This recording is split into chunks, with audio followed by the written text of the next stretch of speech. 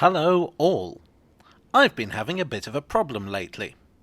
I have noticed recently an increase in the number of instances where I make a video and then shortly afterwards an article appears in one or other of the London-based news outlets that is, how can I put this, strikingly similar to my video.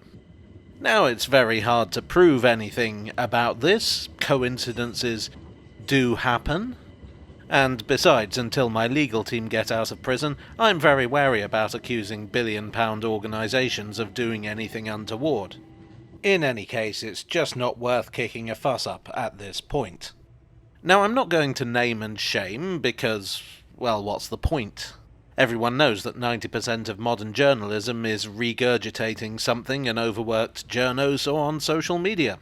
How many articles have you seen where the headline is something like, "Outrage over something the tax-dodging owner of this paper doesn't like," and it's just a bunch of cherry-picked tweets framed within a narrative that you can't read online because there are so many adverts and the text keeps bouncing around as they load. Sorry, I'm sure I've had this rant before. But you know what I'm getting at. You've seen this. I just think it's kind of funny that journalism has gone from George Orwell living as a homeless man in London and Paris, and Hunter S. Thompson getting beaten up by Hell's Angels, to people ripping off a train nerd's unfact-checked YouTube videos, allegedly ripping them off. I have had more concerning incidents in the past. I did encounter one news outlet that pretty regularly ripped my stuff off to the point of actually stealing my jokes. Now, you cannot copyright a fact, but if you're going to steal my jokes, I'm afraid, sir, you've gone too far. Action was, shall we say, taken, and such direct rip-offs stopped. I had another incident a few months back where someone on YouTube ripped one of my videos off and then attempted something so bold that they were either astonishingly boneheaded or they have so much chutzpah that they need to get their trousers made specially. What happened was, I was out filming a video on the cable car when I got a notification from YouTube that someone was copyright claiming one of my videos. Now, to give you a little peek behind the YouTube curtain, there are two actions you can take if you think someone's stolen your material. One is a copyright strike, where the video is taken down and the offending channel gets a warning shot. And the other is a copyright claim, where any revenue from the rip-off video goes to the original copyright owner. Both have been abused many times. This copyright claim was strange to me. What had happened was that this news channel on YouTube had straight up stolen a bunch of my footage, edited it slightly, and used it as their own report on the DLR. Well, I pointed out to YouTube that their video was 3 days old while mine was 7 months old, and since my TARDIS packed up, I haven't been able to time travel. So, I couldn't be the guilty party. The claim was, as you would hope, quashed. However, in making this claim they had highlighted their own actual direct, unambiguous plagiarism, and you bet your sweet hiney I copyright struck them.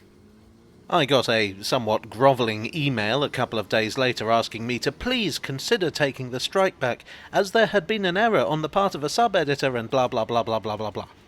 To even reply to such an obvious lie would be to sully myself, so I didn't.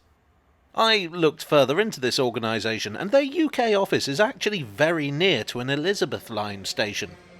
So if they needed footage that badly, they could have just sent someone down to Canary Wharf with a phone and got everything they needed within an afternoon. The thing is, I do get requests for footage from news organisations, and I usually say yes, provided credit is given. Literally, they could have just asked. But no. Some people like to do things the hard way. I don't know what the point was that I was trying to make. Don't rip my channel off and stop stealing my beer. I know it's one of you. Still, with that in mind, by way of an olive branch to legacy media, here are 10 amazing facts about the underground that you can base future articles around. You don't even have to credit me. In fact, please don't credit me. Here we go. 1. The Northern Line is not the most northerly line on the underground. That is, in fact, the Waterloo and City line. However, Until 1948, it was. Its northern terminus was at Pontefract, which meant that getting your Pontefract cakes was really easy. You might say it was a really easy journey. Number 2. Bakelite is an early form of plastic, but did you know that it was named after the Bakerloo line? Its inventor was a great admirer of the Bakerloo line as a result of his regular commutes along it in the early 1900s. He was asked why he didn't consider naming it after himself, but Dr. Gerald Waterloo City was a modest man. Number 3. The Victoria Line was the first tube line to operate using automatic train control. Originally it was planned to run it completely driverless, but the necessity to perform a human sacrifice at the start of every journey to ensure the favour of the gods was just costing them too much in terms of staff recruitment. Number 4. The Central Line is the hottest line on the Underground. The clue as to why is in the name. It's the only tube line to pass directly through the centre of the Earth, although the Waterloo and City does enter the mantle a couple of times. 5. The longest line is the Metropolitan. Its path takes an unnecessarily circuitous route to avoid the homes of creditors from whom the company borrowed money in the 1870s. 6. The Jubilee Line is the grey one. 7. The Piccadilly Line actually only has 7 stations of its own. The rest are Victoria Line stations that got depressed. 8. The Circle Line is not a circle. It got its name from the popular reggae group Inner Circle, of whom engineer John Fowler was a fan. Oh cool, I didn't realise there was a second train in this shot. Awesome. 9. The record for fastest time visiting every tube station currently stands at 16 years, although this is disputed.